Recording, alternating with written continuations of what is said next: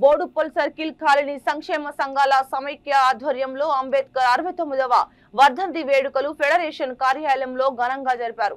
ఈ కార్యక్రమానికి ముఖ్య అతిథిగా రాపోలు రాములు హాజరై అంబేద్కర్ చిత్రపటానికి పూలమాలలు వేసి నివాళులర్పించారు। ఈ సందర్భంగా ఆయన మాట్లాడుతూ అంబేద్కర్ రాజ్యాంగాన్ని రచించి బడుగు బలహీన వర్గాలకు సమానమైన హక్కులు కల్పించిన మహోన్నత వ్యక్తి అని కొనియాడారు। అంబేద్కర్ గురించి ఎంత చెప్పినా తక్కువేనని ఆయన మాటలను అనుసరిస్తూ అంబేద్కర్ బాటలో నడవాలని యువతను పిలుపునిచ్చారు। ఈ కార్యక్రమంలో ఫెడరేషన్ వైస్ చైర్మన్ ఎడ్ల శ్రీనివాస్ రెడ్డి, అధ్యక్షులు అబ్రహం లింకన్, ప్రధాన కార్యదర్శి గడ్డం Yadagiri, general secretary Ramakrishna, federation సభ్యులు పాల్గొన్నారు। గత కొన్ని రోజుల నుంచి ఈ సర్పంచ్ ఎలక్షన్ అవుతున్నాయి। మా ఊళ్ళో ఎస్సీ రిజర్వేషన్ అయింది। ఎస్సీ రిజర్వేషన్ అయితే ఏం చేయాలి? ఎస్సీ వాళ్ళు పోయి నామినేషన్ వేయాలి, కానీ ఎస్సీ వాళ్ళు వెనుక బాబా సమైక్య ఫెడరేషన్ ఆధ్వర్యంలో ఆ మహనీయునికి ఘనంగా నివాళులు అర్పించడానికి విచ్చేసిన ఫెడరేషన్ కుటుంబ సభ్యులందరికీ కూడా సాధారణంగా స్వాగతం సుస్వాగతం జైపేరు। రైట్ నెక్స్ట్ ఇస్లాం మహనీయుల ఆశయాలను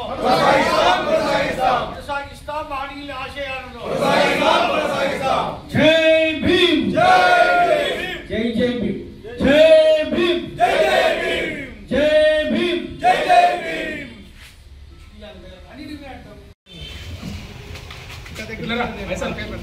సార్ ఓకే స్టార్ట్ సార్। ఈరోజు బోడుప్పల్ మున్సిపల్ కార్పొరేషన్లో బోడుప్పల్ కాలనీ సంక్షేమ సంఘాల సమాఖ్య ఆధ్వర్యంలో భారతరత్న భారత రాజ్యాంగ నిర్మాత డాక్టర్ బిఆర్ అంబేద్కర్ గారి యొక్క వర్ధంతి కార్యక్రమాన్ని నిర్వహించడం జరిగింది। ఈ కార్యక్రమం సందర్భంగా ఆ మహనీయుడు మన నుంచి వెళ్ళిపోయి 69-70 సంవత్సరాలు అవుతాం। అదేవిధంగా ఆయన పుట్టి 134-135 సంవత్సరాలు అవుతాం। అయినప్పటికీ ఈ రోజున పల్లె నుంచి ఢిల్లీ వరకు ఆయన కార్యక్రమాలు నడుస్తూ ఉన్నాయి। ఆయన రాసినటువంటి భారత రాజ్యాంగమే కాకుండా సమాజం నిర్మాణం కావాలి అని చెప్పి ప్రతి ఒక్కరు కూడా ప్రయత్నం చేస్తాము। ఎవరి హక్కులకు భంగం కలిగిన హక్కుల కోసమో పోరాటాలు జరుగుతూ ఉన్నాయి। మనం అందరం చూస్తూ ఉన్నాం। సమాజంలో చాలా వారు లేకుండా ఉంటే ఇంకా వ్యవస్థ ఏ విధంగా ఉండేదో మనం అర్థం చేసుకోవచ్చు।